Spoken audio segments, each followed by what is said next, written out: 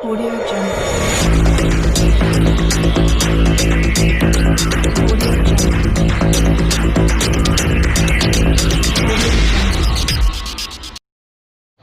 Good morning बच्चों।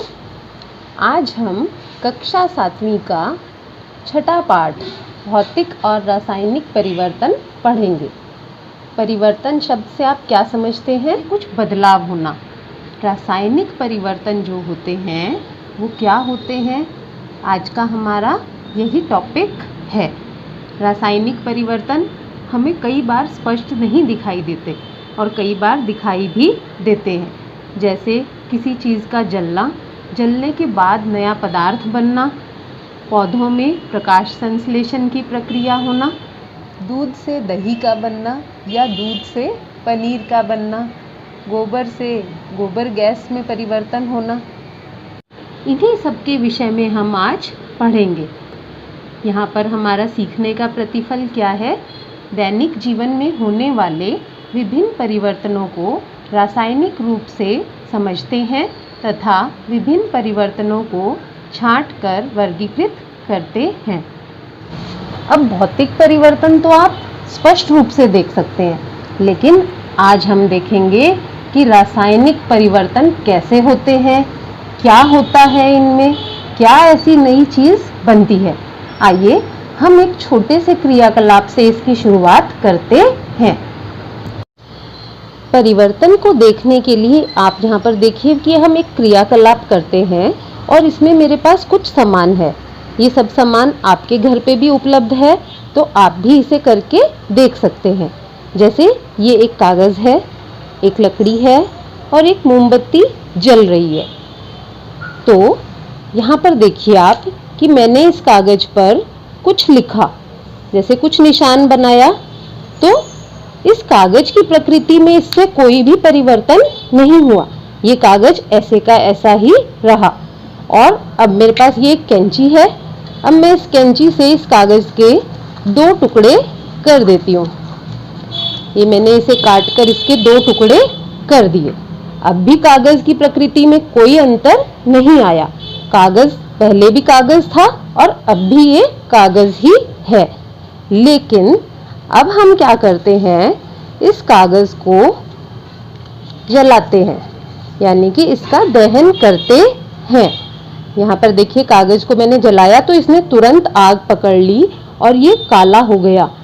ठीक है, तो देखो यहाँ पर ये एक काला काला पदार्थ बनने लगा जिसे हम राख कहते हैं। ठीक है, ये यहाँ पर अब कागज़ की प्रकृति पहले जैसी नहीं रही। आप इसको देख भी सकते हो।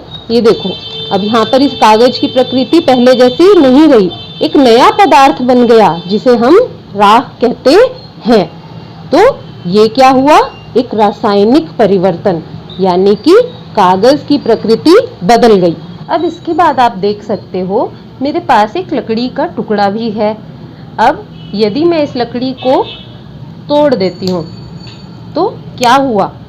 इसमें कोई परिवर्तन नहीं हुआ, क्योंकि लकड़ी पहले ही थी ये और लकड़ी ही रह गई।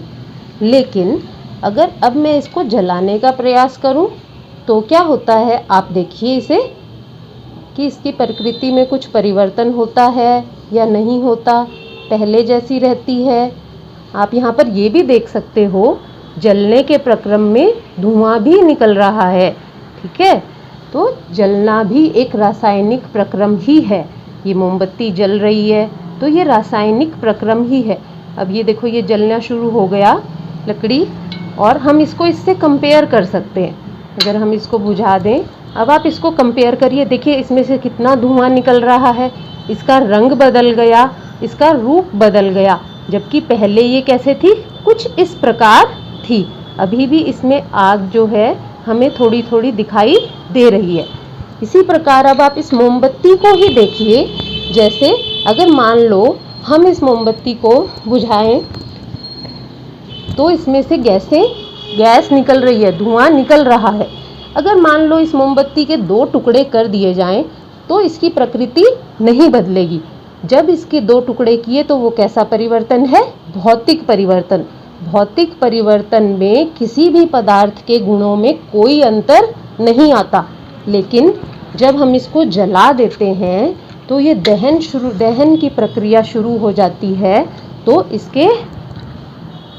इसमें जो है रासायनिक परिवर्तन शुरू हो जाता है। इसी तरह माचिस में भी आप देख सकते थे इस प्रक्रिया को। पहले माचिस ऐसे थी, जलने के बाद ये कुछ ऐसी दिखाई दे रही है। तो इस क्रियाकलाप को देखने के बाद हम रासायनिक परिवर्तन की परिभाषा क्या कह सकते हैं? वह परिवर्तन जिसमें एक अथवा एक से अधिक नए पदार्थ बनते हैं, रासायनिक परिवर्तन कहलाता है। रासायनिक परिवर्तन को रासायनिक अभिक्रिया भी कहते हैं। जैसे कि आपने क्रियाकलाप में देखा कि मोमबत्ती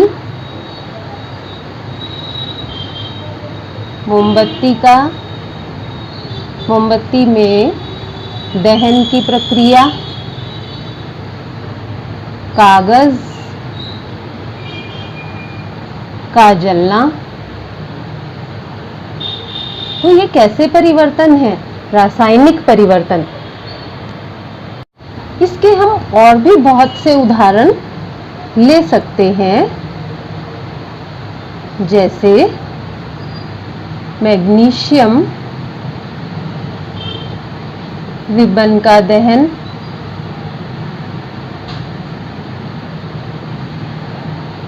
ये हम पूरी प्रक्रिया करके भी देखेंगे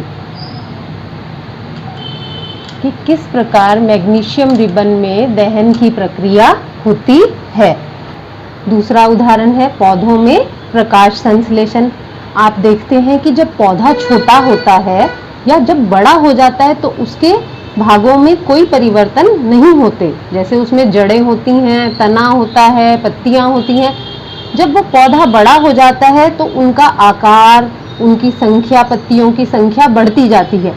लेकिन पौधे जो हैं एक बहुत महत्वपूर्ण प्रक्रिया करते हैं, जो है कि प्रकाश संश्लेषण। पौधों में पत्तियां प्रकाश संश्लेषण की प्रक्रिया करती हैं। जो ये पत्ती जैसे मैंने बनाई यहाँ पर एक, और इसमें क्या होते हैं? क्लोरोफिल। पौधे का जो हरा रंग है वो किसके कारण है? क्लोरोफिल। आप जानते ही हैं प्रकाश संश्लेषण की प्रक्रिया को। क्या होता है इसमें? कार्बन डाइऑक्साइड और जल। कार्बन डाइऑक्साइड पौधे कहाँ से लेते हैं? वायुमंडल से। और कैसे होती है ये प्रक्रिया? सूर्य के प्रकाश और क्लोरोफिल की उपस्थिति में पौधे जो हैं भोजन का निर्माण करते हैं। ये क्या है? स्टार्च, या जिसे हम मंड भी कहते हैं। साथ में हमें ऑक्सीजन गैस भी मिलती है। तो आप देख सकते हो कि एक रासायनिक प्रक्रिया है। इसमें जो दो चीजें मिली शुरू में, वो क्या थी? कार्बन डाइऑक्साइड और जल। और जो बना वो क्या है? बिल्कुल अलग, मंड और ऑक्सीजन। तो इस तरह की जो प्रक्रिया है, इस तरह का जो परिवर्तन है, जिसमें कि दो पदार्थ मिलकर एक नए पदार्थ को बना दें, ऐसा परिवर्तन क्या कहलाएगा? रासायनिक परिवर्तन। हम और भी उदाहरण इसके करेंगे आगे चलकर इसी पाठ में, और इससे आपको ये स्पष्ट हो जाएगा कि रासायनिक परिवर्तन क्या होते हैं। रासायनिक परिवर्तन को और अच्छी तरह समझने के लिए हम एक और क्रियाकलाप करते हैं, जो कि है मैग्नीशियम रिबन का दहन। यहाँ पर मेरे पास मैग्नीशियम रिबन है। हम इसका एक टुकड़ा ले लेते हैं यहाँ पर। अब देखो, मैंने यहाँ मैग्नीशियम रिबन को तोड़ा, तो ये परिवर्तन कैसा हुआ? एक भौतिक परिवर्तन। यानी बस हमने इस बड़े से रोल में से एक टुकड़ा इसका ले लिया और इसमें कोई परिवर्तन नहीं हुआ। अब हम इसको इस ज्वाला पर इसका दहन करेंगे और देखेंगे कि मैग्नीशियम रिबन जो है वो कैसी प्रतिक्रिया या कैसी प्रक्रिया करता है। यहाँ पर आप देखेंगे कि मैग्नीशियम रिबन को जलने में थोड़ा समय भी अधिक लगेगा। अब ये देखिए, ये श्वेत प्रकाश के साथ जल रहा है। मैग्नीशियम रिबन के दहन के बाद इसकी जो राख होगी हम उसे भी इकट्ठा कर लेंगे यहाँ पर इस चाइना डिश में। और ये क्या है हमारे पास, सफ़ेद राख इसकी इकट्ठी हो गई। ये है हमारे पास, अब क्या आ गया, ये मैग्नीशियम ऑक्साइड। इसे मैग्नीशियम ऑक्साइड कहते हैं। सफ़ेद रंग का ये जो पदार्थ आपको यहाँ दिख रहा है, सफ़ेद राख, ये है मैग्नीशियम ऑक्साइड। तो आपने देखा कि दहन के पश्चात एक नया पदार्थ बन गया, प्रकाश भी निकला, कुछ मात्रा में धुआं भी निकला। और अब हम इसमें क्या करते हैं कि थोड़ा सा पानी मिलाते हैं। अब पानी मिलाने के पश्चात ये एक और नए पदार्थ में परिवर्तित हो गया, जो कि क्या है, मैग्नीशियम हाइड्रोक्साइड। अब ये मैग्नीशियम हाइड्रोक्साइड जो बन गया, इसकी हम इस लिटमस पेपर से जांच भी करके देख सकते हैं। ये कैसा हाइड्रोक्साइड बना है, ये क्षारकीय, क्योंकि इसने देखो लाल लिटमस को नीले रंग में परिवर्तित कर दिया। तो आपने देखा कि क्रमवार किस प्रकार रासायनिक परिवर्तन होते गए और नए पदार्थ बनते गए। रासायनिक परिवर्तन की परिभाषा भी यही कहती है कि जब पदार्थ जो है एक रूप से दूसरे रूप में बदल जाए तो हम उसे रासायनिक परिवर्तन कहते हैं। अभी आपने इस क्रियाकलाप में देखा कि हमने मैग्नीशियम रिबन का दहन किया। मैग्नीशियम वायु की उपस्थिति यानी ऑक्सीजन की उपस्थिति में क्या बनाता है, मैग्नीशियम ऑक्साइड।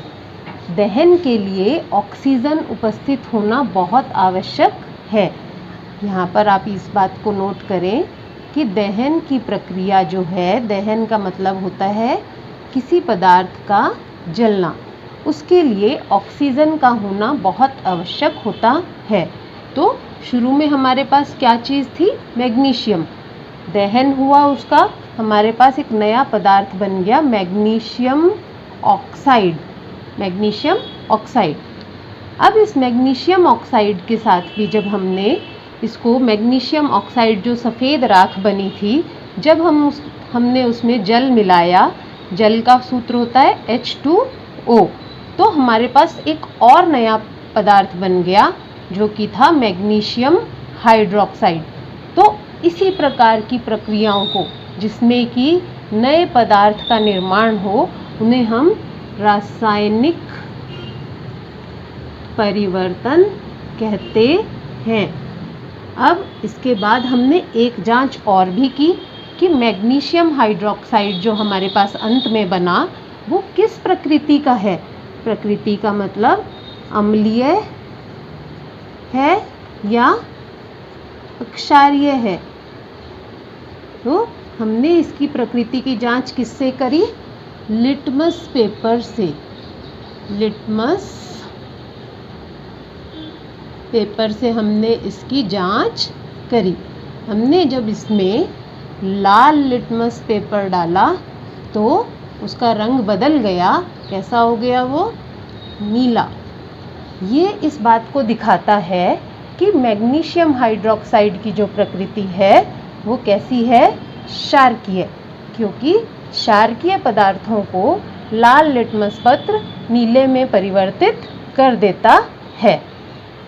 इसके बाद हम देखते हैं कि रासायनिक परिवर्तन में गैसें भी उत्पन्न होती हैं।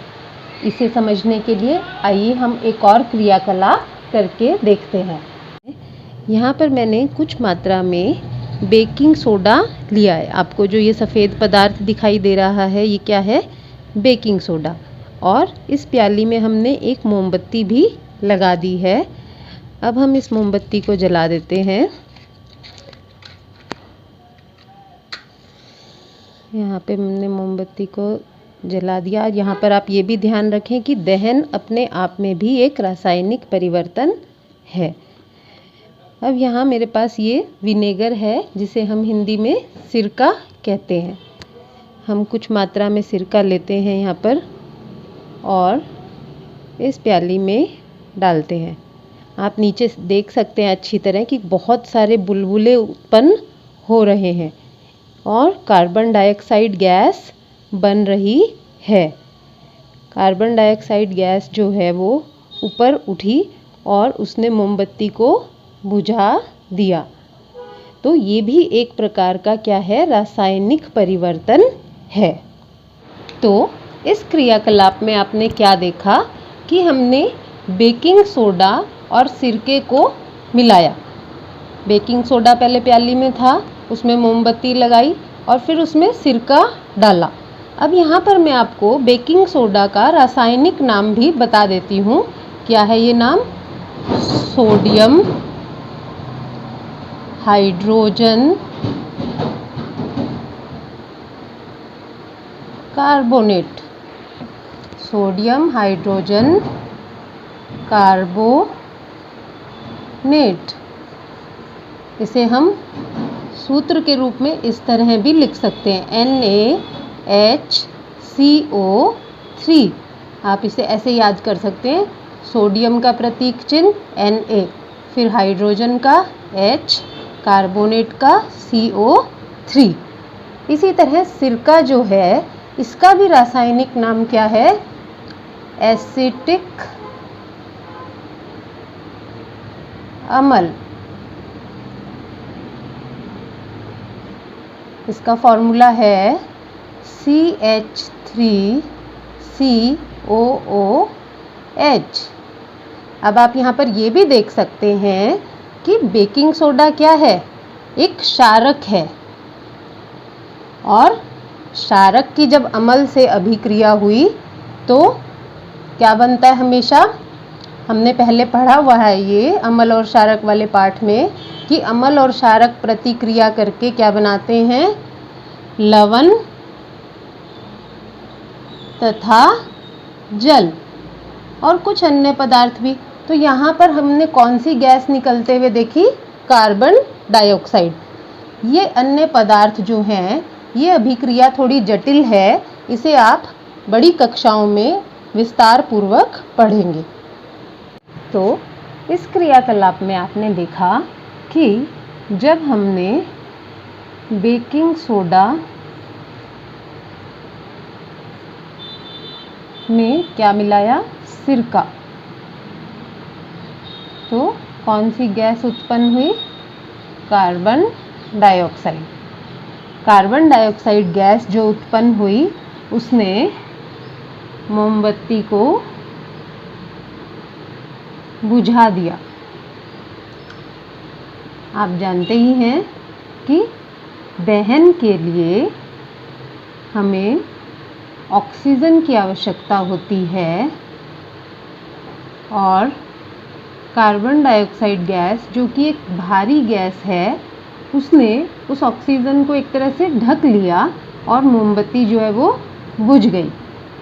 तो यहाँ पर भी आप देख सकते हैं कि हमने जो शुरू में चीज़ें ली वो अलग थी, बेकिंग सोडा, सिरका, और जो नई चीज़ हमारे पास बनकर आई वो अलग है। तो जब इस तरह का परिवर्तन होता है तो उसे हम क्या कहते हैं? रासायनिक परिवर्तन। अब हम एक और क्रियाकलाप करते हैं जिसमें आप देखेंगे कि रासायनिक परिवर्तन भी हो रहा है और एक नया पदार्थ भी बन रहा है। इस अभिक्रिया को हम विस्थापन अभिक्रिया भी कहते हैं। इस क्रियाकलाप को करने के लिए हमें कॉपर सल्फेट की आवश्यकता है।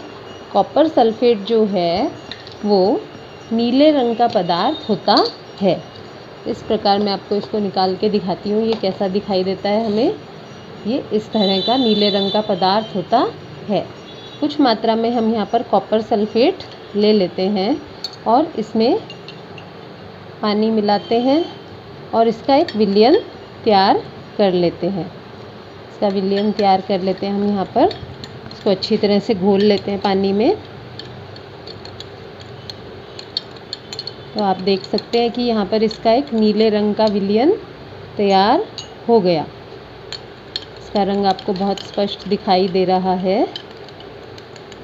ये जो विलयन तैयार हुआ ये किसका है? Copper sulphate. अब यहाँ पर मेरे पास जिंक धातु है।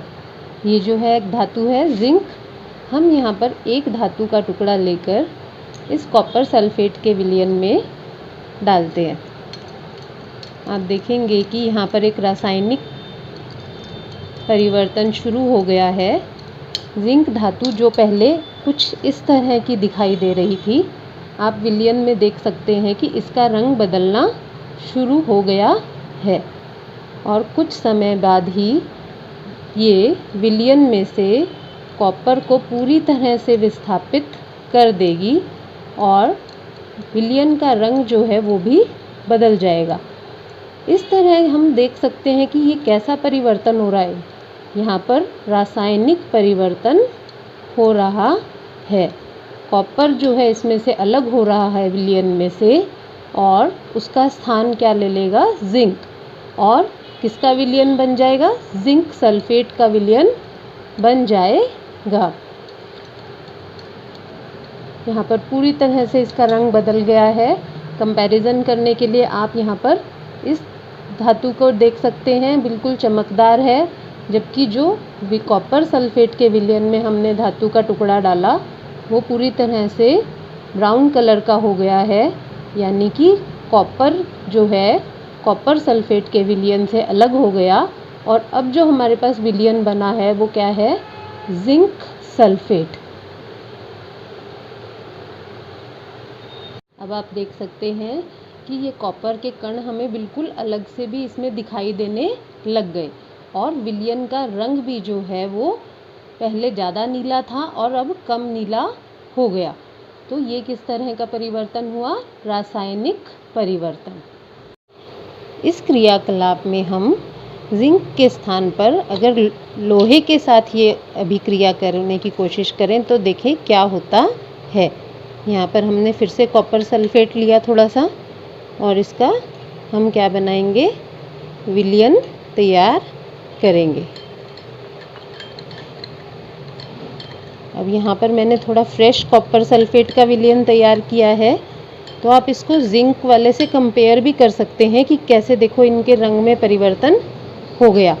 जब जिंक का भी क्रियाकलाप पूरा हो गया, कॉपर इसमें स्पष्ट रूप से अलग हो गया, तो विलयन का रंग बिल्कुल सफ़ेद हो गया ऑलमोस्ट। अब हम इसमें एक लोहे की कील डालते हैं और देखेंगे कि ये कैसे अभिक्रिया करेगी कॉपर सल्फेट के विलयन में।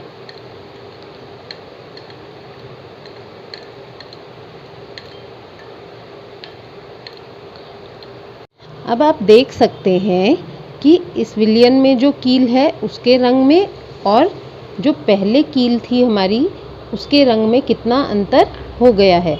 हम इसे बाहर निकाल के देखते हैं तो आप इनको कंपेयर कर सकते हैं बहुत अच्छी तरह से कि देखिए इस पे कॉपर की परत चढ़नी शुरू हो गई है, जबकि सामान्य रूप से साफ जो हमारी कील थी वो कुछ इस प्रकार थी। हम इसे अभी थोड़ी देर के लिए और इस विलयन में रख देते हैं और आप देखेंगे कि कुछ समय बाद ये पूरी तरह से इस पे कॉपर की परत चढ़ जाएगी और विलयन का रंग बदल जाएगा। तो इस प्रकार आपने ये देखा कि ये भी एक रासायनिक परिवर्तन है। यहाँ पर देखिए कील पर कॉपर की परत पूरी तरह से अब चढ़ गई है। इस तरह की अभिक्रियाएं जिसमें एक धातु किसी विलयन से दूसरी धातु को विस्थापित कर रही है, क्योंकि यहाँ पर ये दोनों में, यहाँ पर जिंक ने विस्थापित किया कॉपर को और यहाँ पर लोहे ने, तो इन्हें विस्थापन अभिक्रिया भी हम कहते हैं। इस क्रियाकलाप में आपने क्या देखा कि हमने क्या लिया था, सबसे पहले कॉपर सल्फेट। कॉपर सल्फेट को हम विज्ञान में इस तरह से सूत्र के रूप में लिख सकते हैं। क्या है ये, कॉपर सल्फेट।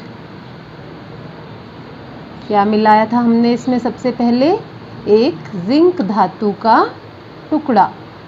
जिंक को हम Zn से प्रदर्शित करते हैं और अभिक्रिया क्या हुई, कॉपर सल्फेट के विलयन में जिंक का टुकड़ा डाला तो जिंक ने कॉपर का स्थान ले लिया, क्योंकि जिंक जो है अधिक अभिक्रियाशील धातु है। और जिंक सल्फेट बन गया। और साथ में क्या बना था, ब्राउन कलर का कॉपर। ये क्या है, जिंक सल्फेट। और कॉपर। तो ये कैसी अभिक्रिया हुई, कैसा परिवर्तन हुआ, रासायनिक परिवर्तन। इसी तरह हमने दूसरी अभिक्रिया जो करी थी उसमें हमने कॉपर सल्फेट में एक लोहे की कील डाली, तो लोहे का प्रतीक चिन्ह है Fe। इसे हम आयरन भी कहते हैं। और अभिक्रिया में फिर वही हुआ कि लोहे ने, आयरन ने कॉपर का स्थान ले लिया, तो क्या बन गया हमारे पास, FeSO4 प्लस कॉपर। इसे हम आयरन सल्फेट कहते हैं। तो इस प्रकार आपने देखा कि दोनों ही अभिक्रियाओं में विस्थापन हुआ, यानी कि अधिक अभिक्रियाशील जो धातुएं थी, यहाँ पर जिंक और यहाँ पर आयरन, दोनों ने कम अभिक्रियाशील धातु यानी कॉपर को उसके विलयन में से विस्थापित कर दिया। तो इस अभिक्रिया के लिए एक निश्चित नाम होता है जिसे हम विस्थापन अभिक्रिया कहते हैं। और ये एक प्रकार का कैसा परिवर्तन है, रासायनिक परिवर्तन है। बच्चों, इसी क्रम में हम एक और क्रियाकलाप भी करके देखते हैं। इस क्रियाकलाप में हम क्या करेंगे, हम चूना जो होता है, दीवार पे हम जो चूना करते हैं, उसमें से अगर कार्बन डाइऑक्साइड गैस, चूने का पानी लेना है हमने यहाँ, और उसमें से अगर हम कार्बन डाइऑक्साइड गैस उस पर डालेंगे तो उस पर क्या प्रभाव पड़ेगा। पहले हम ये क्रियाकलाप करते हैं, फिर हम यहाँ लिखेंगे कि क्या नया पदार्थ हमें मिलता है। इस क्रियाकलाप को करने के लिए मेरे पास यहाँ पर एक टेस्ट ट्यूब है। इसमें मैं कुछ मात्रा में चूने का पाउडर डाल रही हूँ और पानी भी डालते हैं इसमें हम।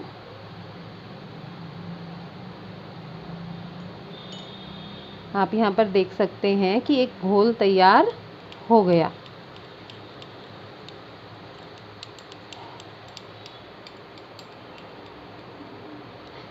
अभी मेरे पास एक स्ट्रॉ जैसी ट्यूब है। अगर इससे मैं कार्बन डाइऑक्साइड गैस इसमें गुजारती हूँ, कार्बन डाइऑक्साइड गैस कब निकलेगी, जब श्वसन की क्रिया में हम कौन सी गैस बाहर छोड़ते हैं, कार्बन डाइऑक्साइड। तो आप देख सकते हैं कि ये कैसा हो गया, दूधिया हो गया। और ये क्या नया पदार्थ बन गया यहाँ पर, कैल्शियम कार्बोनेट। तो इस अभिक्रिया में आपने देखा नीचे यहाँ पर हमारे पास कैल्शियम कार्बोनेट बन गया और जल भी अलग से हमें दिखाई दे रहा है। तो इसे हम अभिक्रिया के रूप में लिखते हैं। अब कैसे लिखेंगे, चूने का पानी हमने शुरू में लिया था, इसे हम कैल्शियम हाइड्रोक्साइड कहते हैं। क्या कहते हैं, कैल्शियम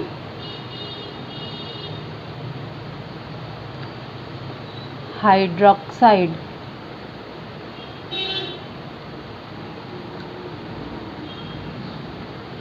और मैंने स्ट्रॉ से इसमें कौन सी गैस डाली, कार्बन डाइऑक्साइड। तो क्या बना हमारे पास, सफ़ेद रंग का दूधिया पदार्थ नीचे इकट्ठा हो गया, वो था कैल्शियम कार्बोनेट। क्या नाम है इसका, कैल्शियम कार्बोनेट। और साथ में क्या बना, जल। तो आप देख रहे हो, हर बार रासायनिक परिवर्तन जब भी होगा तो दो चीज़ें जिन्होंने अभिक्रिया की वो अलग हैं, और जो दो नए पदार्थ हमारे पास आए वो अलग होते हैं। आप इसे अभिक्रिया को याद भी करें। और ये श्वसन की भी प्रक्रिया हमारे लिए है कि श्वसन की प्रक्रिया में हम कौन सी गैस बाहर निकालते हैं, कार्बन डाइऑक्साइड। ये श्वसन की प्रक्रिया के लिए भी मानक टेस्ट होता है। इससे ये प्रूव हो जाता है कि बाहर निकलने वाली जो हमारी वायु है उच्छ्वसन के समय वो कार्बन डाइऑक्साइड होती है। अगला जो रासायनिक परिवर्तन हम देखने वाले हैं वो बहुत ही सामान्य रासायनिक परिवर्तन है जिसे आप सब बच्चे रोज लगभग देखते हो। वो क्या है? लोहे में जंग लगना।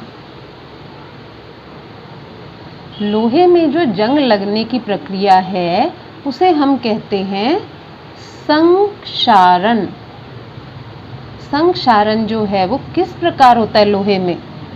लोहा जो है जब पानी और वायु के संपर्क में आता है तो उसमें जंग लगने की प्रक्रिया शुरू हो जाती है। जंग जो है किस तरह का पदार्थ होता है?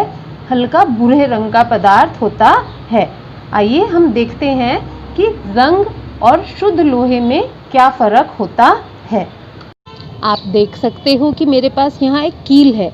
इसका रंग आपको दिखाई दे रहा है, लोहे की कील है, तो ये बहुत शुद्ध है। अभी ये पानी और वायु के संपर्क में नहीं आई।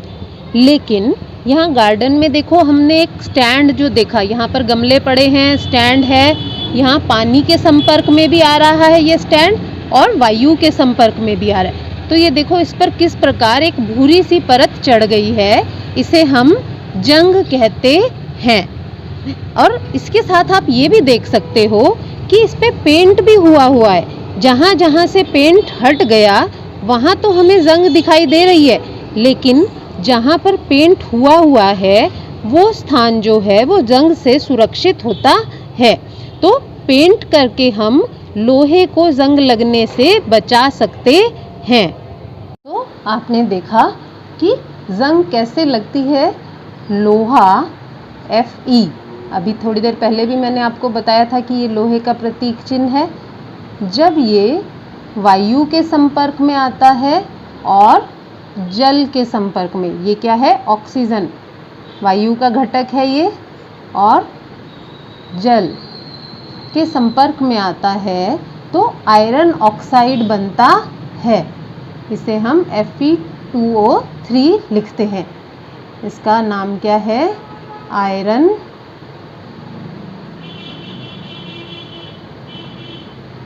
ऑक्साइड।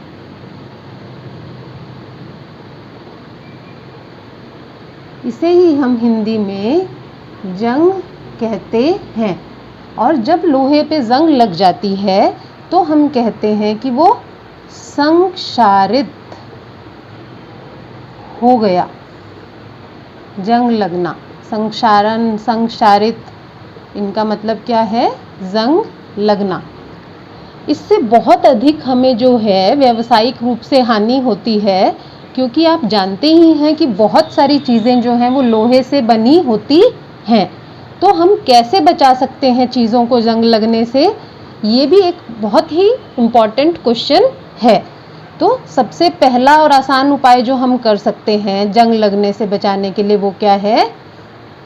पेंट करना। हम चीज़ों को पेंट कर देते हैं, लोहे की चीज़ों को, जिससे कि उनमें उनका वायु और जल से संपर्क जो है वो कट जाता है और जंग नहीं लगता।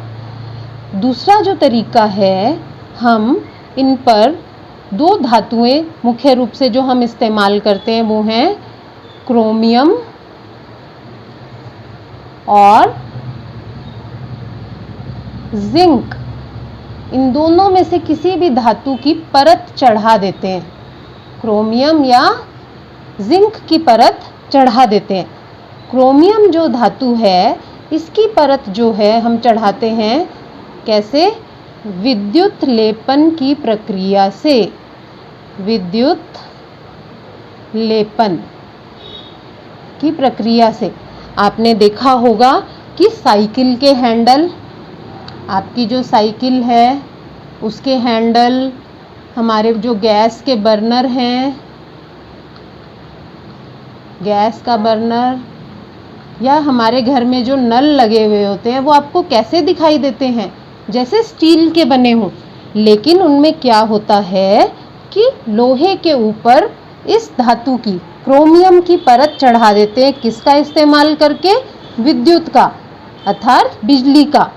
तो इससे वो जंग लगने से बच जाते हैं। आपने कई बार ये देखा भी होगा, अगर साइकिल में कहीं खरोंच लग जाए तो नीचे आपको लोहे की परत दिखाई देती है।